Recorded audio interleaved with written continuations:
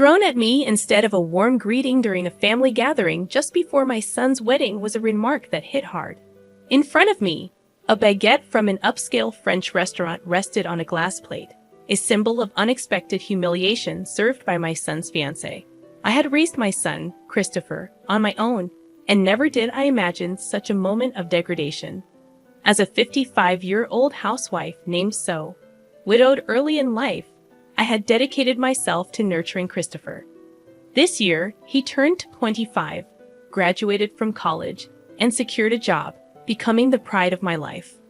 Despite his success, he chose to continue living with me in the house left by his late father. I cherished the idea of spending more time with him.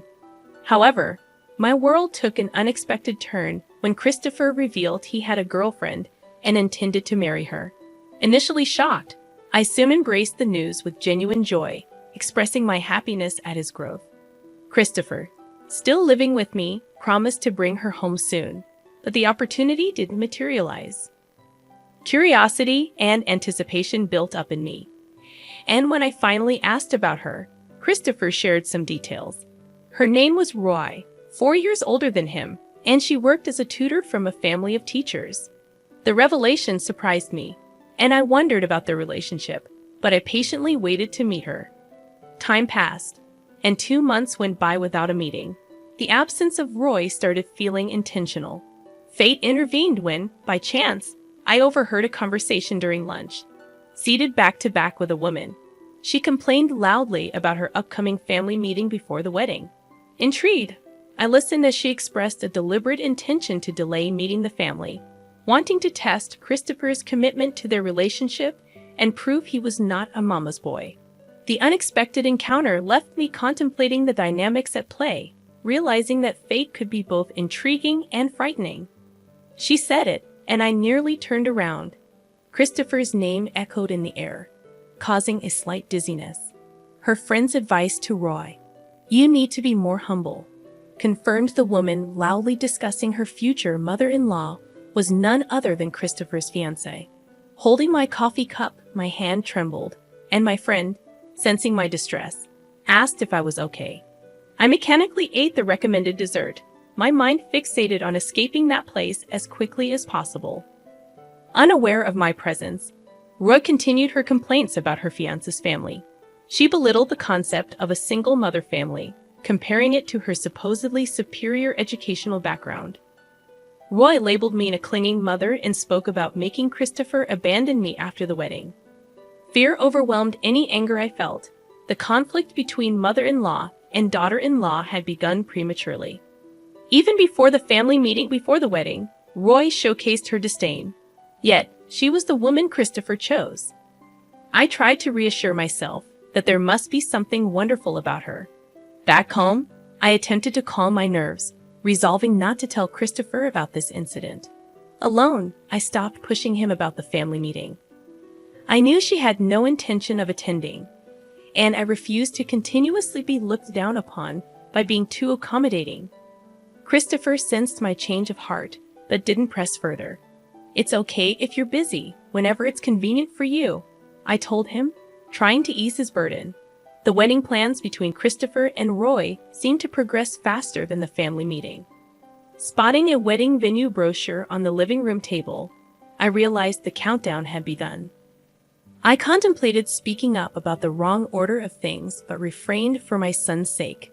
Making a fuss would lead to accusations of being unable to let go or being a mama's boy, faceless accusations that would upset me. Christopher was crucial to me, but he was an independent adult. I had refrained from interfering more than necessary, demonstrating my tolerance.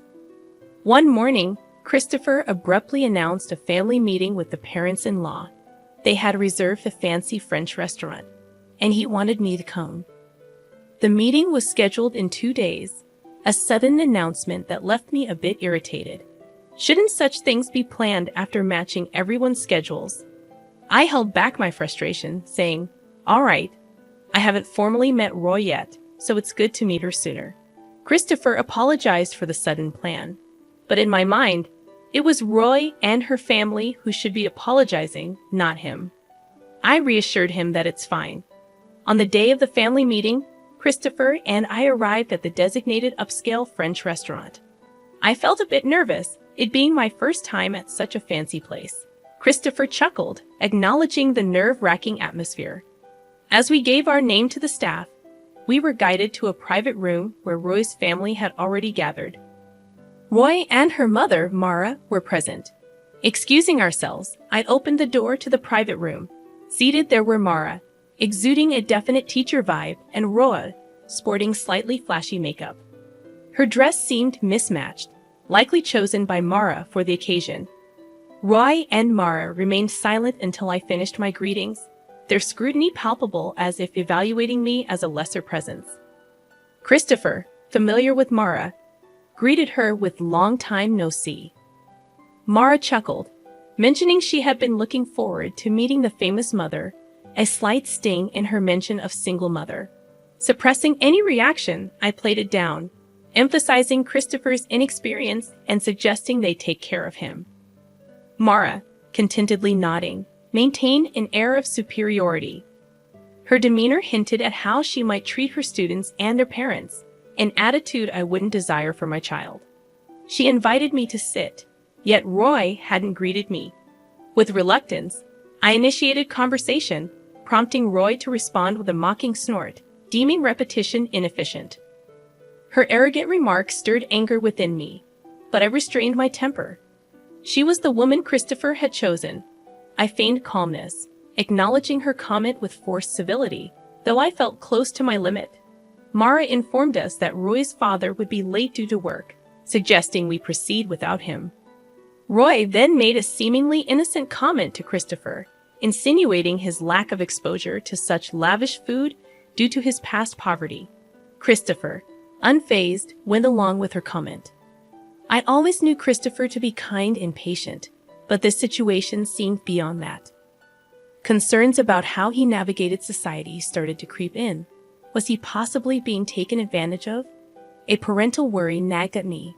Ignoring the odd expressions from Roy and Mara, I suggested we enjoy the feast. However, their unpleasant smiles intensified, and the reason behind their mockery soon became apparent. As the first dish arrived on a beautifully decorated plate, I couldn't help but exclaim at the sight of a simple baguette on a glass plate. Roy and Mara seemed to find this hilariously amusing, laughing heartily at my shocked expression. It turned out that the owner of the upscale French restaurant was Mara's brother, and they had collaborated to ridicule me. "The poor that suits you best," Roy said, openly mocking me. Christopher, seemingly pale, and I were left in disbelief. Trying to contain my anger, I muttered about how this supposedly suited a poor person like me. Roy misinterpreted my reaction, thinking I was crying. Dismissing it, she laughed even harder. Surprisingly, Mara, who might be expected to scold Roy, only said, "Oh dear, Roy," without any intention of reprimanding her. I couldn't bear the idea of such individuals becoming part of my family. Just as I raised my bowed head, Roy's father entered, apologizing for being late. Witnessing the baguette situation, he seemed taken aback. Roy proudly explained that she had the baguette prepared, thinking I, raised in poverty, hadn't experienced such cuisine. Her father scolded her for taking the joke too far, but couldn't hide his amusement. The thought of them becoming my family was unbearable. As the father turned pale, I looked up and recognized him. Cedric, the principal of a private high school where I had been facing difficulties. I expressed my surprise, and he exclaimed in shock, revealing that he had become the principal 3 years ago. Instead of dwelling on educational policies, I couldn't resist suggesting he pay more attention to education at home, especially considering the insult from his daughter, something I vowed never to forget. I said, staring down at him. He had always berated me, claiming that a single mother couldn't be a principal. He had spread rumors that I couldn't properly educate my own child. Roy, realizing the impact of her actions, seemed taken aback. Marcia trembled, lost for words. I looked at each member of Roy's family and slowly bit into the baguette. The sound of meat crunching echoed in the room. Delicious, as expected of a high-end French restaurant's baguette. "How about it, Cedric?" I'd offered, smiling as I held out the glass plate with the baguette. His hand trembled amusingly as he took it. Don't get the wrong idea. I'd always separate work and personal life. Your dismissal has always been a topic at the board meetings. I was the one opposing it. Without rivalry, there's no momentum for reform. But your role ends here, I declared, giving him a final warning. In fact, I had evidence of him accepting bribes during admissions, manipulating interviews, and enjoying a luxurious life with that money. I was still deciding whether to pursue criminal charges, but if he left the school quietly, I was willing to let it go. Christopher, let's go home. She may be this kind of lady, but can you still see her as a marriage partner? I won't stop you if you choose her, I said to Christopher, whose gaze was fixed on the baguette Cedric held out to him. Roy, with a strange smile, whispered, "You'll marry me, right?" Thinking that marrying him was her only way to save Cedric's position, her pleading eyes turned to him. He looked down, gripping his hands on his knees. The engagement is off. This marriage is as if it never happened, he declared. It's just a joke. I didn't mean to mock you. It's a joke, Christopher. You're so stiff. Roy desperately tried to cover up. If that wasn't mockery, then what was it? I was amazed that she couldn't come up with a better excuse. He looked at Roy with an unexpectedly cold gaze. Roy, you've been given a lot by your parents, education, and love. But I believe I received even more from my mom. Seeing her work was cool. She's still cool, he declared. He could never forgive her for mocking me and expressed pity for the students she was teaching. I wouldn't want to be taught by someone like her. I heard bad rumors about you but chose to believe otherwise. You betrayed that trust, he said, causing tears to stream down Roy's face. She seemed to finally understand the irreversible damage done. Wait. You're joking about the breakup, right? I bragged about getting married to my friends. I can't break it off. It's embarrassing, she pleaded tearfully. What's most necessary for you now is to reflect on how things came to this. We probably won't see each other again, but I hope you grow, I said. As Christopher and I were about to leave the private room, Cedric grabbed his shoulder to stop him. Christopher shook off his hand as if it were something filthy. I've been patient, but let me say this clearly. What's wrong with being raised by a single mother? Did you see Roy's vulgar behavior? Raised by respectable parents, you should be more ashamed, he said firmly. Cedric had no response and looked down in shame. Roy's cries echoed in the private room as we left the restaurant. The moment we stepped outside, we heard Cedric's angry voice, probably yelling at Roy. Christopher, you need to be more discerning in choosing women. When I said that, he scratched his head and mumbled, It's embarrassing. Apparently, Roy had aggressively pursued him, and Christopher, who tends to be easily swayed, fell into that situation. It was clear that Roy saw an opportunity in him. Regardless, I expressed relief that everything came to light before the marriage as we headed home. The engagement ended amicably. Roy initially demanded compensation, but Christopher dismissed it logically, explaining to his lawyer that Roy was entirely to blame for the broken engagement. The compensation demand was dropped, and when threatened with a lawsuit, Roy quickly backed down.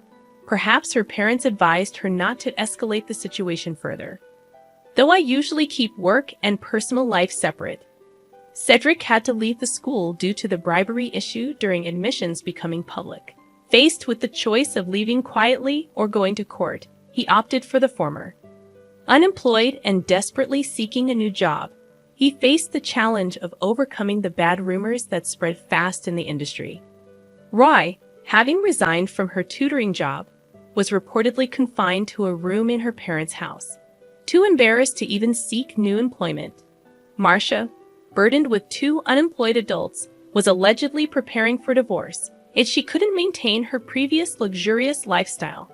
She wanted to use her earnings solely for herself, citing that as her reason for divorce. A logical decision, perhaps, but one that led to the family's downfall. While I feel a bit sorry for her, I believe it's her responsibility.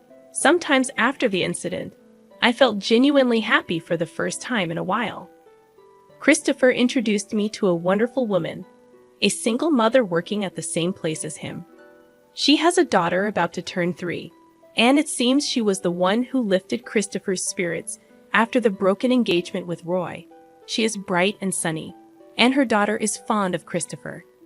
Despite the roundabout journey, I am slightly relieved that Christopher seems to be on his way to building a happy family. Maybe, despite the challenges, I'll even become a grandmother.